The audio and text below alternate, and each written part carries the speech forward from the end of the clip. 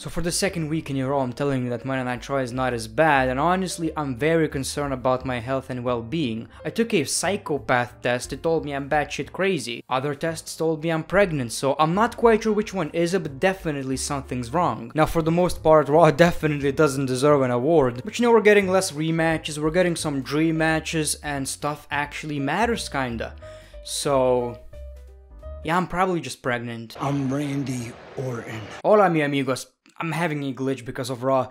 What's up everyone? Welcome to another episode of Monday Night Raw. Greatness of Raw actually. Now don't get me wrong, last week's episode was way better, like way better, and this week's episode doesn't even get me half chubbed. It doesn't tickle my ballsack one bit, but I gotta say, some matches were pretty interesting. Some stuff was actually pretty entertaining, and you know, it's at least better than what we saw for the last 4 months, 5 months, 6 months, 2 years, I'm not quite sure, but it's a bit better. Like, Raw was bad, but these 20 minutes? I like how I made a positive video about Monday Night Raw and it got a lot of views. Come on man, check that out, the forehead man is getting crazy. Say what you will about this episode, we actually got some really decent wrestling. Especially John Morrison versus Ricochet, and you know, the main event of the show. By the way, make sure to leave a big fat like. The show kicked off with Adam Pearce and Sonya Deville saying that Randy Orton is not here tonight, so he will not compete in the qualifying match. But we saw Riddle, and Riddle is gonna save Randy Orton with a letter from Randy Orton himself. You know, Randy Orton wrote stuff like, "My best friend, my brother Riddle is gonna compete on behalf of me." I don't know why everyone is so suspicious. It was definitely Randy Orton's letter. He drew a snake. Yes, I've heard rumors this is actually Randy Orton's signature. But you know, they ended up giving Matt Riddle the opportunity to fight on behalf of Randy Orton in the Battle Royal. If he wins the Battle Royal, he will be in the main event in the qualifying match. Now, I'm not quite sure whether that was planned or not. Probably Randy Orton just missed a flight. Hopefully he's not injured. But it was really funny, and if this was unplanned, it actually made the show a lot more entertaining, because for the most part, the most entertaining thing about the show was Matt Riddle acting like Randy Orton. So we got the Battle Royal. Obviously the winner is gonna be in the main event, qualify to be in the Money in the Bank ladder match. And this was a pretty entertaining match. I used to always hate Battle Royals because for the most part they're really generic and boring, but this one wasn't as long, and I found it to be pretty entertaining. We saw Riddle, Tozawa, Priest, Hardy, Mahal, Gulak, Alexander, Garza, Mansoor, R-Truth, Ivar, Eric, and Carrillo. It was basically a mixed bag, you know, we saw some jobbers, we saw some lower mid-carders, we saw Jeff Hardy, you know, so I guess it kind of makes sense. Also, we saw Damian Priest, who we haven't seen for like a couple of weeks at least. The final two men were Riddle or Randy Orton and Damian Priest. And Riddle managed to get that W on behalf of Randy Orton, but he was not appreciating the fact that Matt Riddle's music was playing. He asked for Randy Orton's entrance music, and that's exactly what he got. This is not Riddle, this is Randy Orton, and that goddamn letter was from Randy Orton himself. He drew a snake. I've heard Braun Strowman's signature is just a train. I've heard Ryback's signature is a long motivational post. So Riddle wins and he will be in the main event. Did he win the match? You already know, but no, he didn't.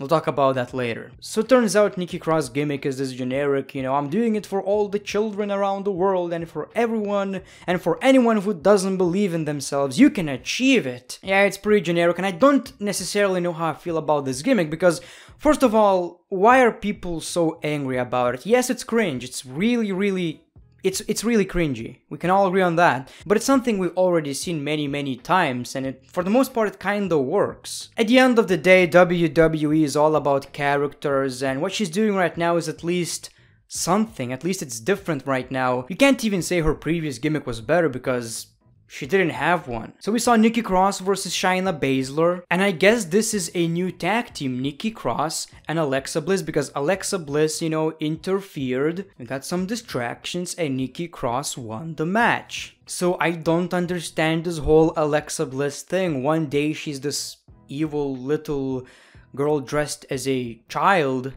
and she's playing mind games, you know.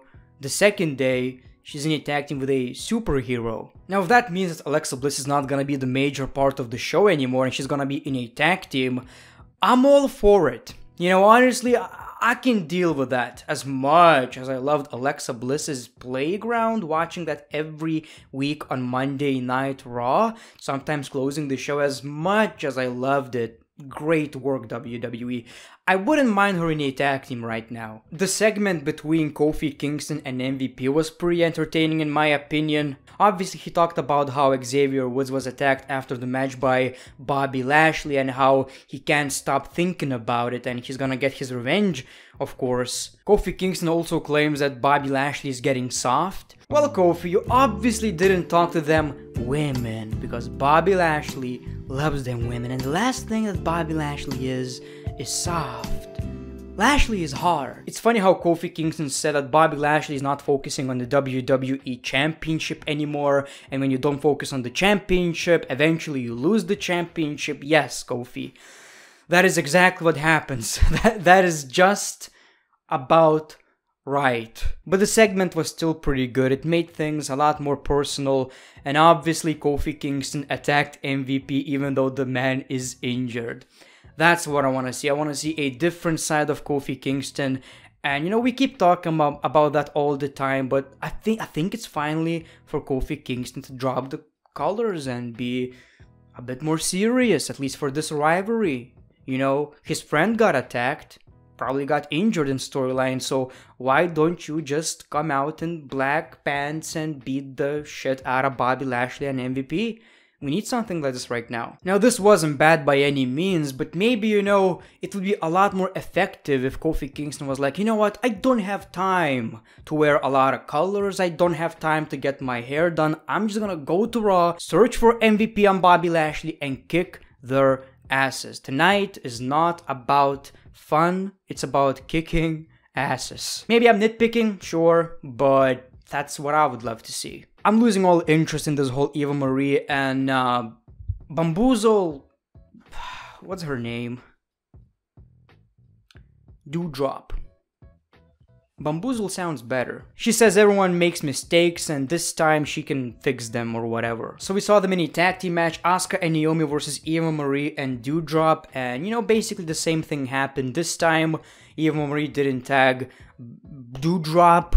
But here's what kinda made me a little bit not angry, but question WWE's decision. So we all complained a little. I decided to give them the benefit of the doubt. You know, when she basically destroyed Naomi, squashed her. This time it's Naomi and Asuka. Asuka, one of the longest reigning Raw Women's Champions, I think. Well, Asuka is Asuka. She's a top woman in the WWE.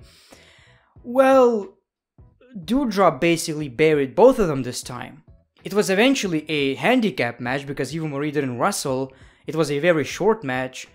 And she basically destroyed Asuka and Naomi. Now I get it, you know, you're trying to make her look strong, but maybe not like this. That looked like a squash match to me. And of course, Eva Marie claims that she won the match. So unlike the previous time Eva Marie was in the WWE, this is the same crap every week. At least last time, you know, people got to see her titties. Well, you get the point. It was different all the time. It was either seeing titties or something, or she broke her ankle, I think. It was different all the time. This time is the same crap, you know. So yeah. We saw a pretty funny segment with John Morrison and The Miz. So Miz is gonna guide John Morrison to that victory. John Morrison says, The Miz might not be the fastest or the biggest or the strongest. And that's it. That's all The Miz is.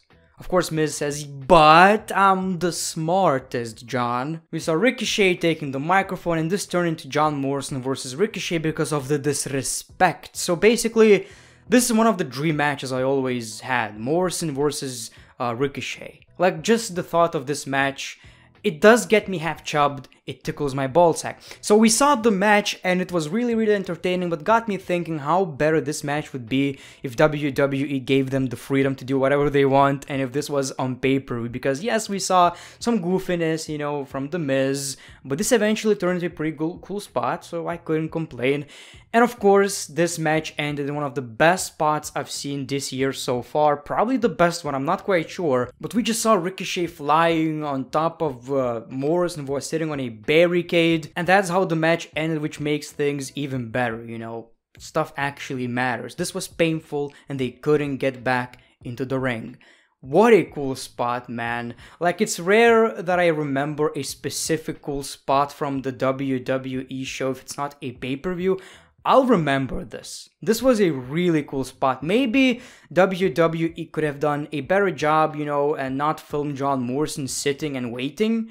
But at the end of the day, still very good, and stuff like this won't be possible once the crowds return, so WWE are basically, you know, getting the best out of the situation. We saw a 6-woman tag team match: Charlotte, Jaxson, Asuka versus Ripley, Mandy, and Dana. Charlotte Flair won the match with a big boot, which is weird. But yeah, that's one of the lowest points of the show. Didn't really care about that one. Ryker was beating himself with a strap, as normal people do. So we saw the strap match, Elias versus Ryker, and it was what it was. It was basically like every other strap match. I don't think you can squeeze a lot of entertainment out of this type of match. But surprisingly, Ryker won. That was the biggest shocker of the night, I guess. He won. I still believe he's gonna be released. I don't see WWE keeping him, unfortunately. But yeah, Riddle was acting like Randy Orton, you know, he doesn't want to talk. He's the serious dude. Once Priest started talking about burgers, I think. And Damian Priest was here to congratulate Riddle on his victory. I like how committed Riddle is to being Randy Orton. He probably even took shit in some of the bags. And of course, we saw the main event, like a 20-minute match, I believe. Drew versus AJ versus Riddle. A very nice match, you know, that's one of the biggest highlights of the show. Definitely the best match of the night. I'm just happy that for like 2 weeks right now, matches matter. Even though the show itself is not that good, we do have a couple of good things to talk about, you know, and this was definitely a good match, and I'm happy the show didn't end in a 6-man tag team match. During this match, Riddle got injured. He basically slammed his foot into the steel steps, but then he came back. He still fought for Randy Orton, but he couldn't get that W. We got a Claymore, and Drew McIntyre is in the Money in the Bank match. How do you guys feel about that? So first of all, I don't mind it, other than the fact that it makes things a bit more predictable right now, because I do see Drew McIntyre winning. Because here's my theory: he cannot challenge Bobby Lashley, right? Well, with the Money in the Bank briefcase, he can. That's it. That's it. Pretty generic in my opinion, but it's gonna be a pretty cool moment at SummerSlam perhaps, or Money in the Bank, we don't know, but that's how basically it's gonna go down. Drew McIntyre is gonna win the briefcase, and that's how he will be able to challenge Bobby Lashley. If WWE wanna do something a little bit more interesting, maybe Drew McIntyre should focus on Roman Reigns. I don't see that happening though. I think it's pretty clear what WWE are doing. It's not the worst case scenario. I'm just saying that before Drew McIntyre, you know, got qualified, it was a bit more unpredictable. And that's the only issue I have. A watchable show, you know, like I said, we got a few highlights, and from Raw, that's all I want right now, man. That's all I want. Now, before I end this video, I want to talk about greatness of wrestling. The show is coming back with a new format. It's gonna be like a semi-podcast with funny segments and stuff. It's gonna be a bit different. The same greatness of wrestling you fell in love with new flavor. Yeah. Also, Greatness TV. I'll start uploading more again. I have a couple of videos in mind, so make sure to subscribe. And that's it. The great one. Peace, love, and hugs. It's been a pleasure.